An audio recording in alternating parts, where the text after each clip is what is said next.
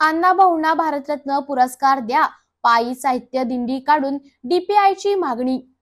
संपूर्ण विश्वात मराठी साहित्यातील एक प्रभावंत अजरामर नाव म्हणजे लोकप्रबोधनकार अण्णाभाऊ साठे।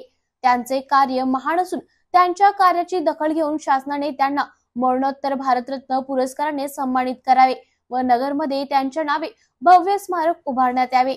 या प्रमुख मागणीसाठी डेमोक्रॅटिक पार्टी ऑफ इंडियाच्या पक्षाच्या वतीने संस्थापक अध्यक्ष सुकुमार कांबळे यांच्या सूचनेनुसार व प्रदेशाध्यक्ष अजिंक्य भैया चांदणे यांच्या मार्गदर्शनाने अण्णाभाऊंच्या जयंती निमित्त पाथर्डी येथील मोहज या ठिकाणी ते अहमदनगर येथील सिद्धार्थनगर पर्यंत पायी साहित्य दिंडी काढण्यात आली।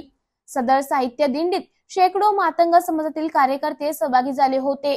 पाथर्डी येथून शिराळा, चिंचोली, कोल्हार, जेऊर, शेंडीनगर असा क्रमण करत असताना ठिकठिकाणी स्वागत करण्यात आले।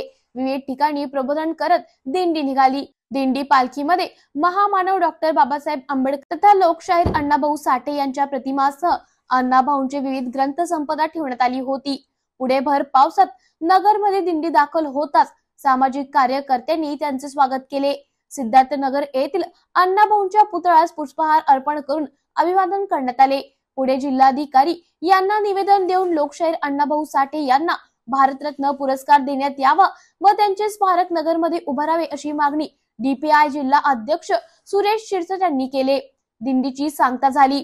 सदर साहित्य दिंडीमध्ये डीपीआयचे जिल्हा अधीक्षक सुरेश शिरसाट यांच्यासह विठ्ठल शिरसाट, सुनील उमाप, साहेबराव केंदाळे, पावलस पवार, विकास कनगरे आदींसह कार्यकर्ते, समाज बांधव मोठ्या संख्येने उपस्थित होते।